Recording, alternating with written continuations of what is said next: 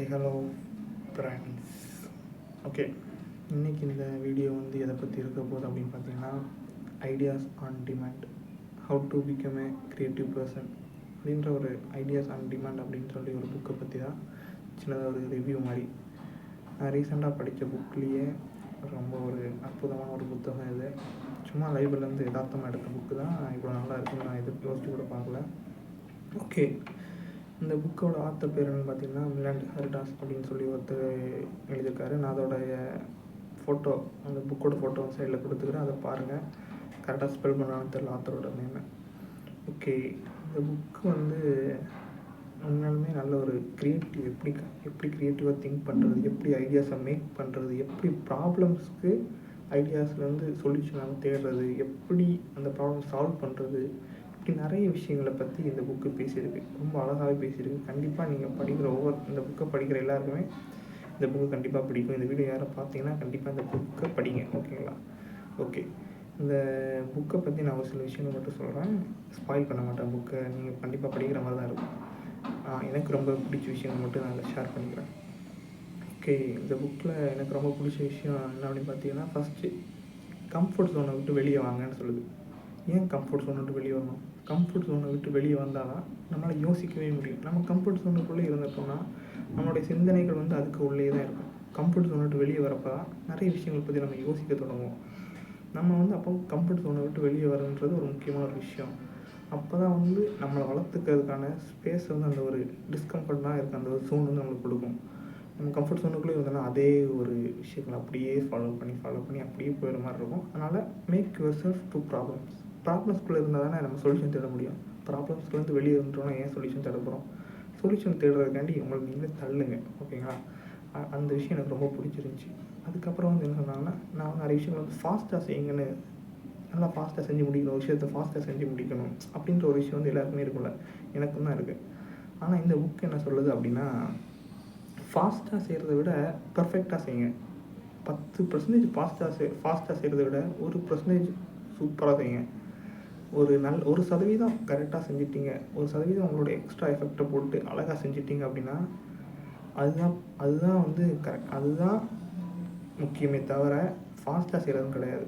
அதனால் ஒரு விஷயத்தை செய்கிறப்ப 1% எக்ஸ்ட்ராவாக இன்னும் எஃபெக்ட் போட்டு நல்லா கரெக்டாக செய்யுங்க. ஃபாஸ்ட்டாக செய்யணும்னு நினைக்காதீங்க அப்படின்ற ஒரு விஷயத்த வந்து இந்த புக் எனக்கு சொல்லி கொடுத்துருச்சு. அதுக்கப்புறம் பார்த்தீங்கன்னா என்ன சொல்லுச்சு, கொஸ்டின் கேளுங்க. என்ன மாதிரி கொஸ்டின் கேளுங்க? குழந்த மாதிரி கொஸ்டின் கேளுங்க. குழந்த மாதிரி நிறைய கொஸ்டின்ஸ் கேட்டுகிட்டே இருங்க. ஏன் குழந்தைங்க வந்து கொஸ்டின் கேட்குது அப்படின்னா, அதுக்கு அவ்வளோ கேள்விகள் இருக்குது. கேள்விகளில் வந்து சொல்யூஷனை தேடுது. அந்த கேள்வி எதுக்கான கேள்வி கேட்குதுன்னா, அது இந்த மாதிரியான ப்ராப்ளம்ஸை ஃபேஸ் பண்ணுது. அதனால் அதுக்கான சொல்யூஷனை அது கேட்குது. அப்போ நம்ம வந்து இந்த மாதிரி ஒரு குழந்தைகள் தான், நம்மளும் கொஞ்சம் பெரிய குழந்தைன்னு வச்சுப்போம். நம்மளும் வந்து நிறைய ப்ராப்ளம்ஸ் கண்டிப்பாக நம்ம வாழ்க்கையில் ஃபேஸ் பண்ணுறோம். அப்போது அந்த ப்ராப்ளம்ஸ்க்கான சொல்யூஷனை வந்து நமக்குள்ளேயே கேட்டுக்கலாம், நமக்கு தெரியலனா அடுத்தவங்கள்ட்ட கேட்கலாம். ஓகே, அந்த ஒரு விஷயம் எனக்கு ரொம்ப பிடிச்சிருந்துச்சி அந்த புக்கில். அப்புறம் வந்து வேறு என்ன பிடிச்சிருந்துச்சின்னா, அவுட் ஆஃப் பாக்ஸ்லேருந்து திங்க் பண்ணுங்கன்னு சொன்னாங்க. எப்போவுமே ஒரு ப்ராப்ளம் அப்படின்னா அந்த ஒரு ப்ராப்ளம்க்குள்ளே இருந்து சரி இதுக்கு இது ப்ராப்ளமாக இருக்கலாம், இதுக்கு இது சொல்யூஷனாக இருக்கலாம், ஓகே இப்படி நம்ம பண்ண கரெக்டாக இருக்கும் அப்படின்னு யோசிக்கிறத விட கொஞ்சம் அந்த ப்ராப்ளத்துலேருந்து கொஞ்சம் தள்ளி வந்து பார்த்துட்டு இப்போ யோசித்து பார்ப்போம், இந்த ப்ராப்ளம்ஸ்க்கு வந்து இப்படி இருந்தால் கரெக்டாக இருக்குமா, இதுக்கு இது சொல்யூஷனாக இருக்கலாமா. இப்போ நான் சொல்கிறது வந்து மேபி உங்களுக்கு புரியாமல் இருக்கலாம். அந்த புக்கை நீங்கள் படிச்சிட்டிங்கன்னா அந்த நான் எப்படி சொல்கிறதுன்றது உங்களுக்கு புரியலாம். அதுக்கப்புறம் வந்து லாஸ்ட்டான ஒரு நல்ல ஒரு விஷயம் என்னென்னா, கற்றுக்கோங்க, லேர்ன் அண்ட் டீச். நிறைய கற்றுக்கணும். நிறைய கற்றுக்கிட்டா தான் நிறைய பேர் சொல்லிக் கொடுக்க முடியும். நிறைய பேர் சொல்லிக் கொடுக்குறதுக்காக வேண்டியாச்சும் நிறைய கற்றுக்கணும். அப்போது நிறைய பேர் நிறைய விஷயங்களை சொல்லிக் கொடுக்கணும் அப்படின்றதுக்காண்டி நிறைய கற்றுக்கோங்க. நிறைய கற்றுக்கிறது தான் வந்து உங்களை வந்து ஆக்டிவாக வச்சுக்கும். உங்களை வந்து கரண்ட்டான நிறைய விஷயங்களை உங்களை யோசிக்க வைக்கிறதும், கரண்ட்டான நிறைய விஷயங்களை வந்து உங்களுக்கு சொல்லித்தரது, இது எல்லாமே வந்து நீங்கள் படிக்கிறதால மட்டும்தான் வர முடியும் அப்படின்ற மாதிரி இந்த புக்கு பேசியிருந்துச்சு. உண்மையாலுமே நிறைய நல்ல டாபிக்ஸ் இருந்துச்சு. நான் வந்து எனக்கு ரொம்ப கனெக்டான விஷயங்களை மட்டும் சொல்லியிருக்கேன். அப்புறம் வந்து இதில் எனக்கு ரொம்ப பிடிச்ச ஒரு கோட் என்ன அப்படின்னா, நிறைய கோட் வந்து இந்த புக்கில் அடிக்கடி வந்துகிட்டே இருக்கும். நிறைய கோட் வந்து என் ஹார்ட்டை வந்து டச் பண்ணிச்சு. ஒரு 2 கோட் மட்டும் சொல்கிறேன், ஓகேயா? 2 கோட்டில் வந்து ஒன்று என்னென்னா, நம்ம வந்து எது வந்து ரொம்ப சந்தோஷம் அப்படின்னா, நம்ம ப்ரெசண்ட்டில் இருக்கோம்ல, ப்ரெசண்ட்டில் இருந்து ஃப்யூச்சர் நல்லா இருக்கிறதுக்காண்டி ப்ரெசண்ட்டை வந்து நம்ம கரெக்டாக மாற்றிக்கிறோம்ல. அதாவது ஃப்யூச்சர் வந்து கரெக்டாக போகணும் அப்படின்றதுக்காண்டி ப்ரெசண்ட்டில் நமக்கு பிடிச்ச விஷயத்தை நம்ம செய்கிறோம். நமக்கு பிடிச்ச விஷயத்தை ப்ரெசண்ட்டில் செய்கிறதுனால நம்மளோட ஃப்யூச்சர் கரெக்டாக இருக்குது அப்படின்னா அதுதான் வந்து ஒரு ரியலான ஒரு லைஃப் அப்படின்றத வந்து சொல்லுவாங்க. அது வந்து இங்கிலீஷில் சொல்லுவாங்க. நம்ம கொஞ்சம் இங்கிலீஷ் நாலேஜ் எழுதி வச்சு சொல்கிற மாதிரி இருக்கும். சரி ஆனால் நம்மளாவே ஓனாக சொல்லிடலாம்னு சொல்லிட்டேன். அதுக்கப்புறம் வந்து இன்னொரு கோட் என்னென்னா, இது ஐன்ஸ்டீன் சொன்னது. அவர் சொன்னது.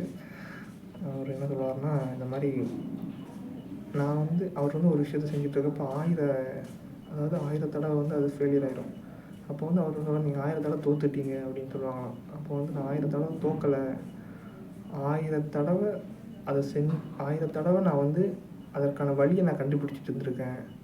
அதோட சக்ஸஸ் ஆகிறதுக்கான வழி வந்து 1000 தடவையாக இருந்தாலும் 10,000 தடவையாக இருந்தாலும் அது சக்ஸஸ் ஆகிற வரைக்கும் நம்ம வந்து அதுக்காண்டி ஓடிட்டே இருக்கணும் அப்படின்ட்டு அவர் சொல்லுவார்.